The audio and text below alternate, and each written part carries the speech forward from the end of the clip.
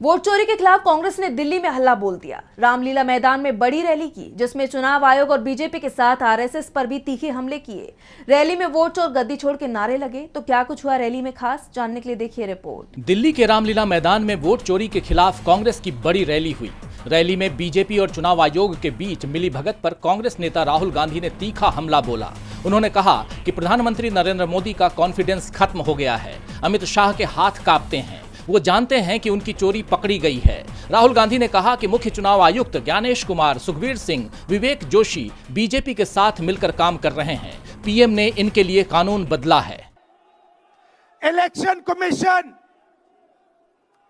BJP के सरकार के साथ मिलकर काम कर रहा है और इनको जितनी भी इम्यूनिटी देनी है दे दो। नरेंद्र मोदी जी ने इलेक्शन कमिश्नर्स के लिए कानून बदला। राहुल गांधी ने आरएसएस चीफ मोहन भागवत पर निशाना साधते हुए कहा कि भागवत कहते हैं कि विश्व सत्य को नहीं शक्ति को देखता है। उनके लिए सत्य जरूरी नहीं है, केवल सत्ता से मतलब है। देश में सत्य और असत्य की लड़ाई चल रही है। विश्व सत्य को नहीं शक्ति को देखता है। जिसके पास शक्ति है उसे माना जाता है। यह मोहन भागवत की सोच है, यह विचारधारा आरएसएस की है।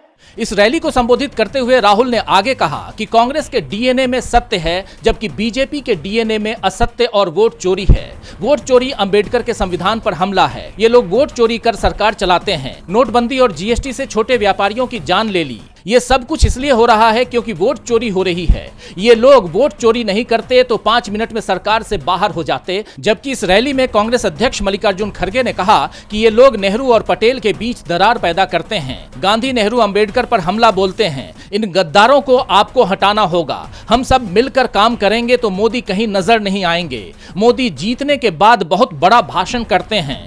हम हारे हैं लेकिन हमारी विचारधारा जिंदा है। एक बार वो हारे तो उनका नामो निशान नहीं मिलेगा। ये गद्दार लोग हैं। इन गद्दारों को आपको हटाना होगा। आपको अपनी सुरक्षा करनी है। आपको मजबूत बनना है। केरल में हमने एनडीए को कुचल दिया है। इस रैली को संबोधित करते हुए प्रियंका गांधी ने कहा कि मैं चुनौती देती हूं, बीजेपी एक बार बैलेट पेपर पर निष्पक्ष चुनाव लड़ ले। ये कभी नहीं जीत पाएंगे और ये बात बीजेपी भी जानती है।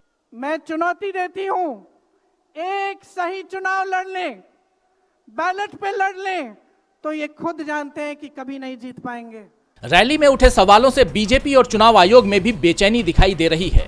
बीजेपी प्रवक्ता सुधांशु त्रिवेदी ने इस रैली पर क्या कुछ कहा है, जरा सुनिए। का समर्थन करने वाली राम विरोधी कांग्रेस की रामलीला मैदान में हुई कुंठाग्रस्त घुसपैठिया परस्त रैली में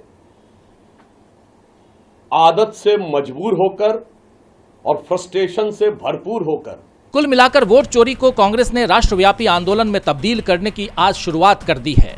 डीबी लाइव की रिपोर्ट।